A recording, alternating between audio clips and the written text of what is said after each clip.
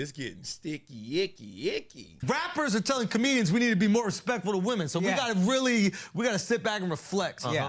Do you know what I mean? They're the most pious group. Listen, nobody has respected women more. Through art. Yes. Than rappers, okay? Absolutely. So I completely understand how a rapper could look at a comedian telling a joke and be like, yo, y'all need to switch that shit up. Yeah. How dare y'all keep saying your wives are annoying? Be more like us and, bitches ain't nothing but hoes and tricks. I beat my bitch with a stick. What? You can lick on the nuts or suck the dick. I beat my bitch with a stick. What? Did you just think of that? That's a real lyric. Oh, wow. Yeah, that's a real lyric from music that protects women. And for decades, protects women. And listen. Okay, we know what's going on here now.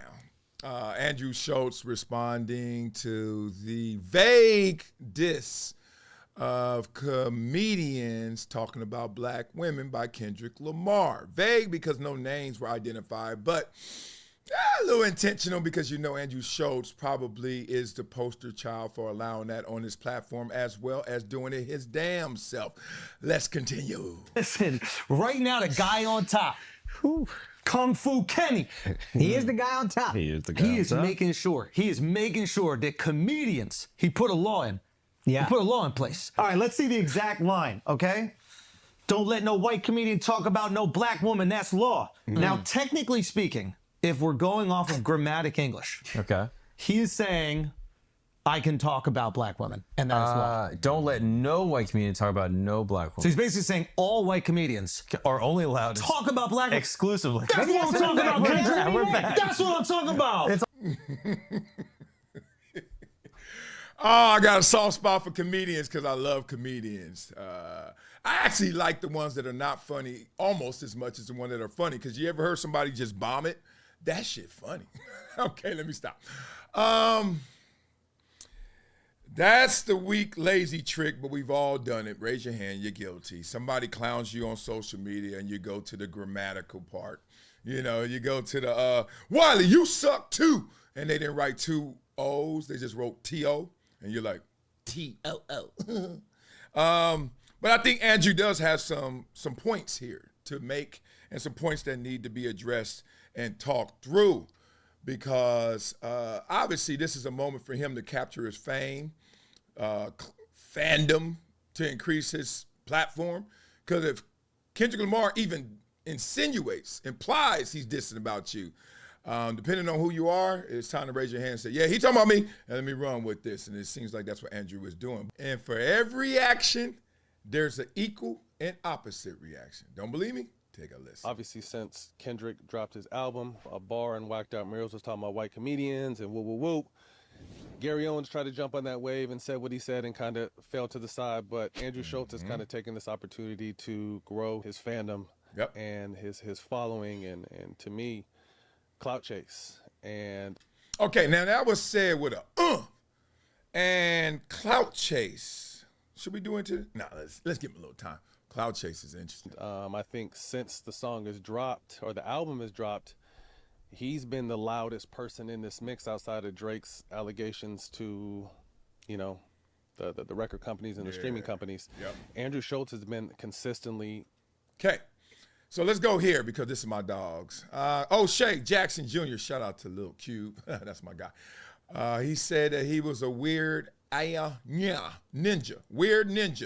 Talking about Andrew Schulz because Andrew Schulz responded, Google No Vaseline by Ice Cube.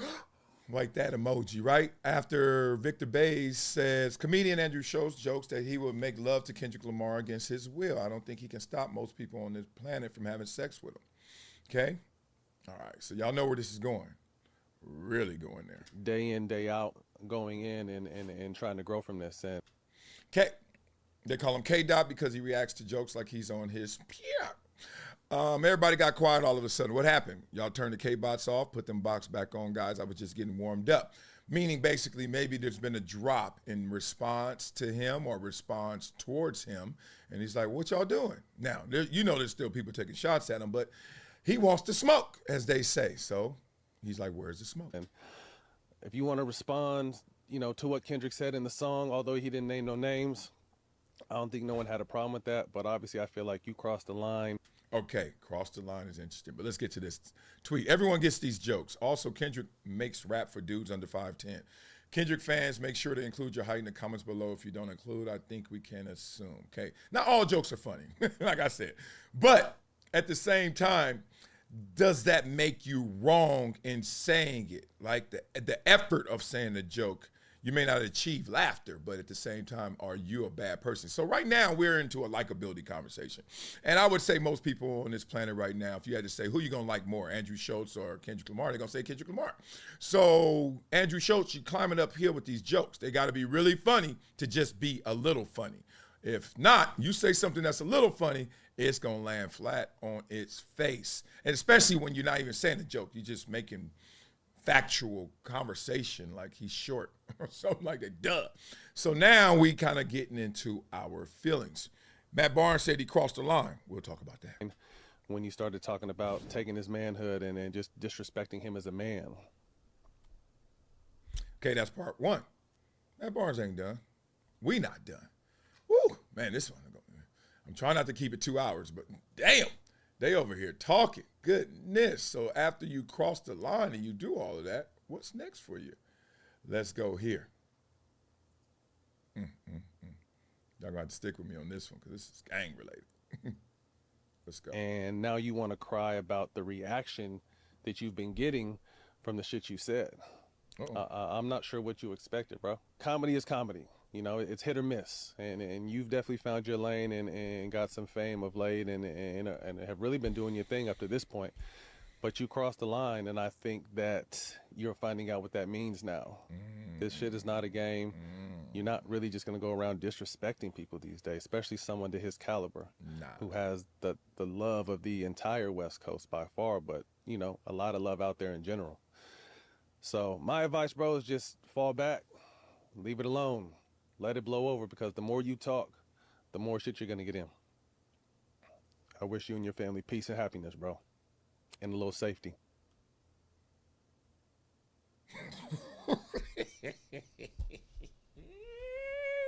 Jesus. Oh, man, these songs are going wrong. These jokes are not funny. Goodness.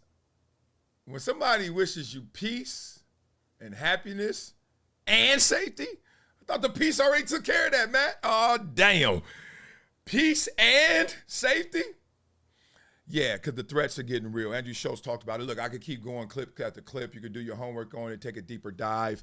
I'm just going to take a deeper dive into the meaning, not as necessarily every single clip. A lot was said here. So now we got sides drawn. Because Kendrick, some people just want the smoke. You know, they want the smoke because they like, look, it's just words. Who cares? And these words, once the smoke clears, going to elevate my platform. Andrew Schulz seems like he gets that. And Kendrick is like, I'm smart enough to know not to give you all the love and opportunity by saying your name, because that's just going to give you shine, right? That's going to give you the opportunity to go get that. We've seen that in Beast before, you know, 50 Cent when he wasn't even signed and like big time yet, and he did the song with How to Rob a Rapper or something, and then Jay-Z responded. And once Jay-Z responded, 50 said, oh, thank you. You know, so we get the clout chasing game. Let's talk about clout chasing before we dive even deeper into this, because clout chasing, I think it gets a negative connotation. Like, everybody's clout chasing. If you're a sports media announcer talking about Dak Prescott, you're clout chasing. Why? Because you're talking about Dak. Why are you talking about Dak? Dak ain't the best quarterback. Dak ain't the worst quarterback. Why you always talking about Dak? Well, because he gets the most attention. Why does he get the most attention? Because y'all talking about him. Well, look how it feeds itself, right? So when we say clout chasing, let's not act like we all not guilty of that, because you're talking about things that matter. Oh, you don't believe me? So why in your group text are you guys all talking about the same stuff? Why in your group text is Kendrick Lamar coming up? Why am I doing this video on Kendrick Lamar? Because people care about it. I am one of those people. So that's a clout chase in itself, right? Why am I not talking about the story that no one cares about that is still interesting? You ever go up across that? Oh, that's crazy. Who is it? I don't know. Do you talk about it? So Clout chasing gets the negative connotation, kind of like peer pressure. Everyone thinks negative when it's like, wait a minute, there's positive peer pressure. Hey, what you doing after school? You want to go throw the ball? And after that, we're going to go back and study a little more. That happens all the time. That's peer pressure. Here we go. What's really at play here is, other than the racial element, black and white, which makes it a little difficult for some of the lazy-minded people in the world to dive deeper into it, because they like, all they see is a white comedian talking about a black rapper, or a black rapper talking about a white comedian. But what's really at play is there's a correction trying to happen here. And Kendrick Lamar, in his effort, was trying to correct a norm versus a wrong. Correcting a norm versus correcting a wrong. Andrew Schulz is trying to hide behind the norms. This is comedy. Comedy has no borders. Raise your hand if you think comedy shouldn't have a border. I think comedians should be able to talk about anything, everything, and all things. I do. Now, I know that's going to land wrong with some people because some comedians aren't funny. And you're like, given that responsibility, given that access to someone who's irresponsible, I should say, is not a good thing. Seeing somebody who's not funny, who doesn't do it the right way, does it well, you're like, dog, don't let them just say anything because it's reckless. I get it. But when you're trying to correct the wrong, be careful not to just be trying to correct the norm. So Andrew Schulz is like, look, all comedians talk about people. Why are you trying to point me out? Hypocrite. Here's the hypocrisy. The hypocrisy is, hey, black, and Andrew Schulz may have said this and I ain't caught it, or maybe not. Hey, black comedian, how come every time you start off your set, you come out there, hey, it's a nice crowd, you guys look beautiful. Oh, look at the ladies in the house, oh, amazing. And y'all know where I'm going. What's the first thing the black comedian gonna say? Any white people in the house? Oh, look at this white couple right here. And then he goes in. Okay, but then I can't talk about a black woman. But white comedians get talked about. White people in the crowd get talked about by black comedians, right? Black comedians talk about white people, white men and white women, and that's fine. That's just comedic beats. But then when a white comedian allows black people to come on his show, that's when this all started, when they were talking about black women. And then Andrew Schulz jumped in and talked about black women. That's wrong. Come on, y'all. We call them fair ones. That's hypocrisy. That's wrong. We know that. But that's the norm. And Kendrick is standing up, and this is why everyone's loving the Kendrick spirit of late. He's like, I don't care what y'all normally do, Drake. I don't care what y'all normally do, people. I'm trying to tell you what's right and wrong. I'm trying to tell you what's real from fake. And Kendrick is trying to correct the wrong in it. Andrew trying to correct the norm in it. And that's why they beefing. The wrong in it is, well, if you think it's wrong to talk about black women, then it's wrong to talk about white women. If it's wrong to talk about white women, then it's wrong to talk about white men and white people and then black people. Then there is no such thing as comedy. It's like gone. It is not there. So I thought that was the most interesting layer of the norm versus the wrong. How many times we do something that is wrong, but we know it's normal? Jaywalking. Who jaywalks? Me. Who knows it's wrong? Me. I seen somebody argue with a cop, damn near resist arrest because they got a jaywalking ticket. That's wrong. So a lot of times, and there's a lot of different things that we do that we know are wrong, but they're normal, so they're fine. But there's a lot of normal things that we do, the flip, that we know that ain't right. So I think that's where this is going. Comedic boundaries shouldn't exist. Did he cross the line? Answer this question, Wiley. Beat it up in the comments too right now. Whose side are you on? I know what y'all side are on. All right. Whose side are you on? And more important, do you think comedy should have boundaries? I don't. Do you? Do you think Andrew Schulz crossed the line? Do you think Kendrick crossed the line? Do you think Kendrick is even talking about Andrew Schulz? But here's the thing. What is the line? And is there a such thing as crossing the line?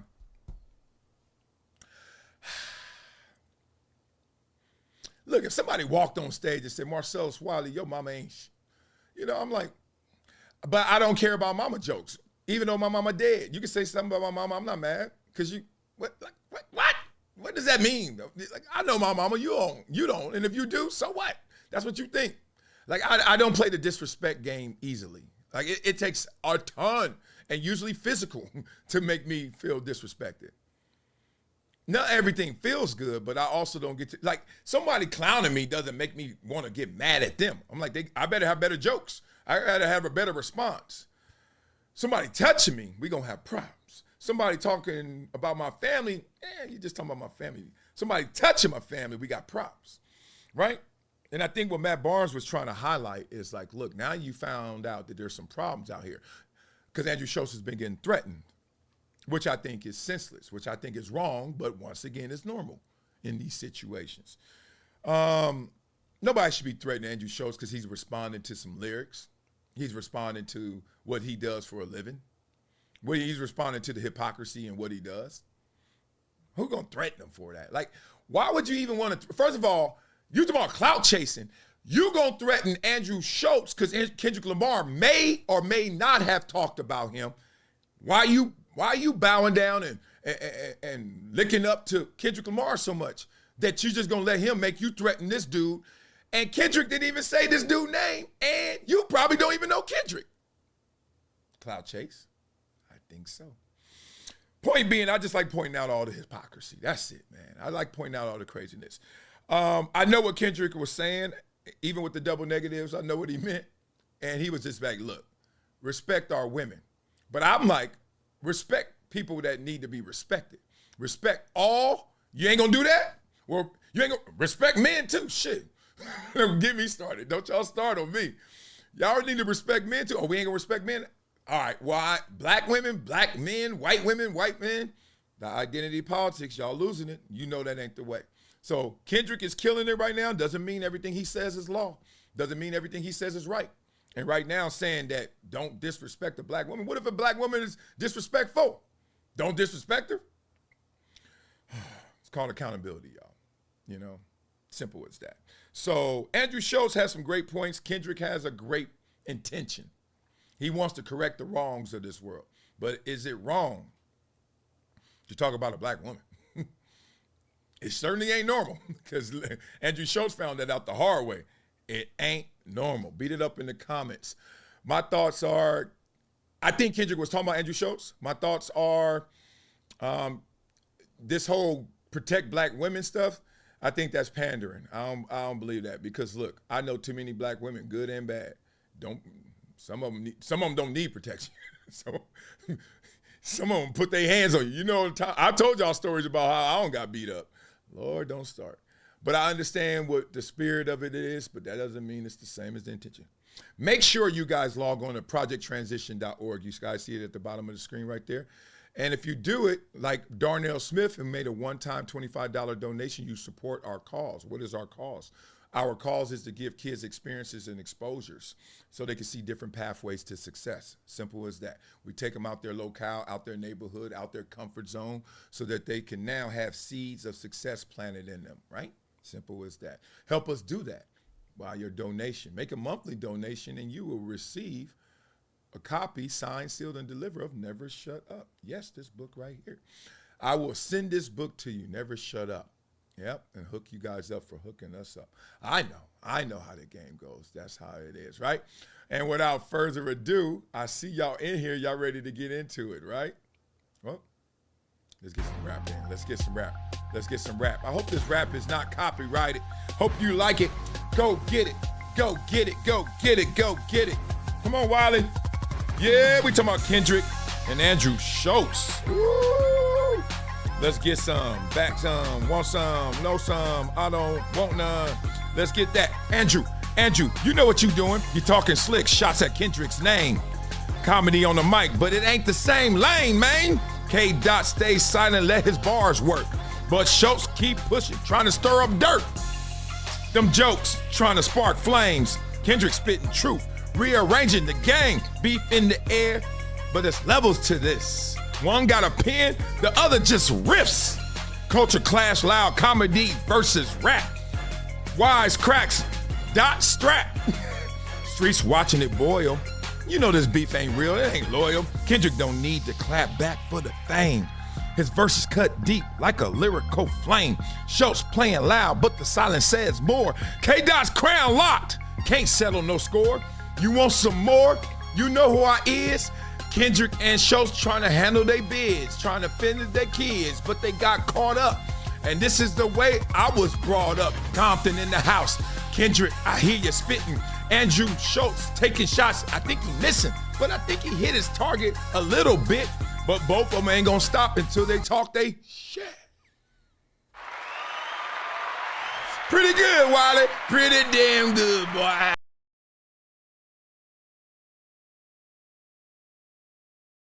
What's up, y'all? It's Marcellus Wiley, founder of Project Transition and proud gym member.